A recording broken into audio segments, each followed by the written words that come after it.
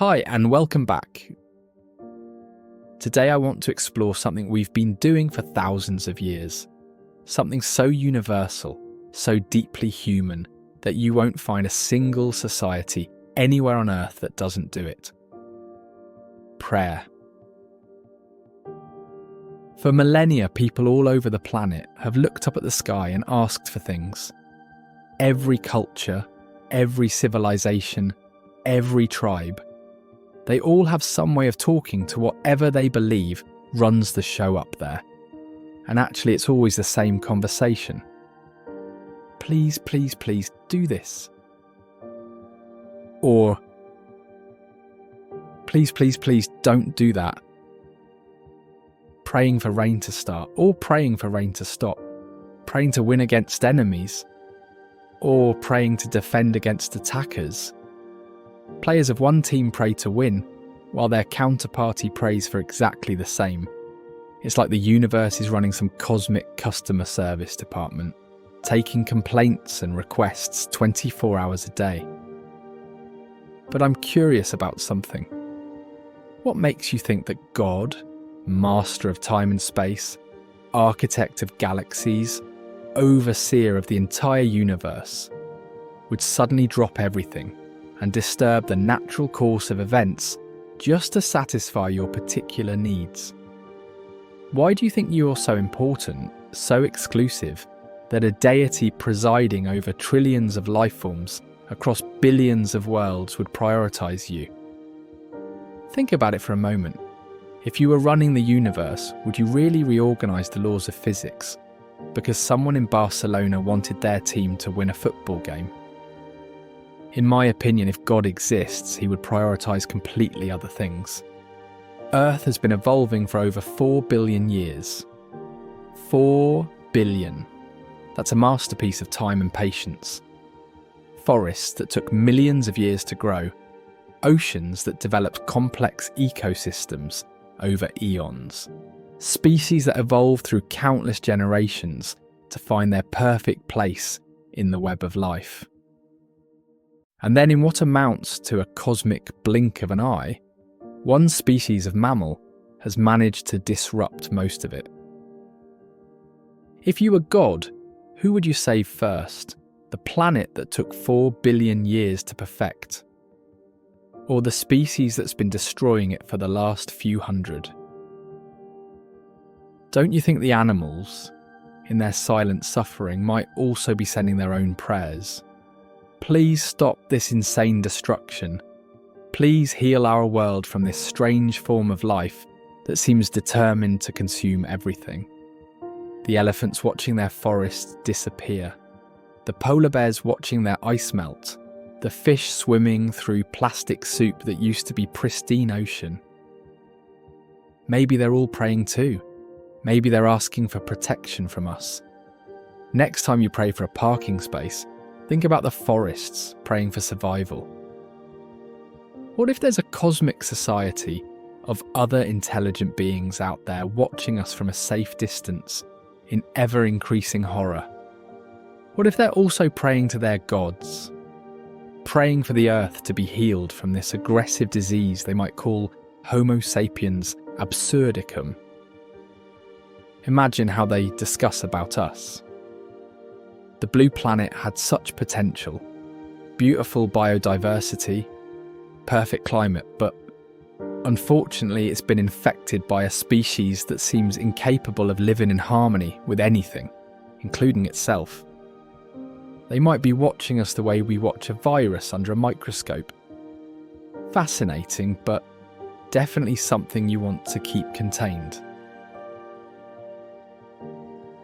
Now, I'm not saying we're evil, but I am saying we might have a problem. We pray as if we're the centre of the universe. We ask for divine intervention, as if our needs are the most pressing concern in all of creation. Have you ever thought that probably we are not the main characters in this story? We are a species that showed up very recently and hasn't quite figured out how to play nicely with others. When will we realise our true place on Earth and in the universe? When will we understand our actual scale? Because here's the paradox. We're incredibly small in the cosmic picture, yet incredibly large in our capacity for destruction. Maybe the prayer we should be saying isn't "please give me what I want." Maybe it should be "please help me understand what I actually am. Please help me see my place into something larger than myself." Don't ask cosmic powers rearrange reality because of your needs. Ask them to rearrange you to suit reality. Think about it. If we truly understood our place in the universe, if we really grasped how recent we are, how small we are, how dependent we are on everything around us, would we still acting in the way we do now?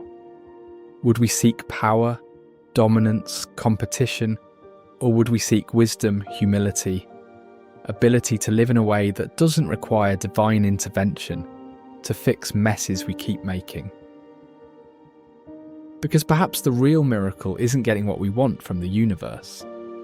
Perhaps it's learning to understand the nature of reality and our true place in it.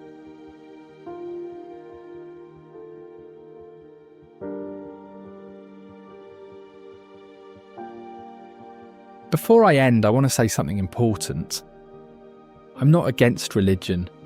I'm not against prayer. And I'm certainly not against the human need to reach out in moments of love, awe, fear, or desperation. Because I understand it. Prayer can be a kind of poetry, a way of speaking when ordinary language feels too small. It can be gratitude. It can be grief.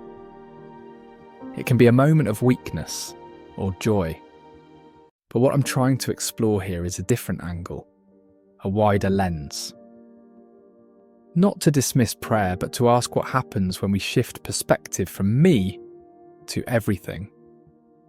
When we stop thinking of the universe as a machine built to respond to our needs, and instead see ourselves as one part of something unimaginably vast and interconnected. Because the problem isn't that we pray. Maybe the problem is what we pray for. So many of our prayers are small. Not small because our lives are unimportant. They matter deeply to us, but small compared to the scale of what's unfolding on this planet. And beyond it. Maybe prayer could be something bigger. Not a request to rearrange reality around our wishes, but an invitation to rearrange ourselves. To become more aware, more responsible, more alive to the world we're shaping. It's a reminder, a gentle one, that our private worries are not the centre of the universe. And maybe paradoxically, that's good news.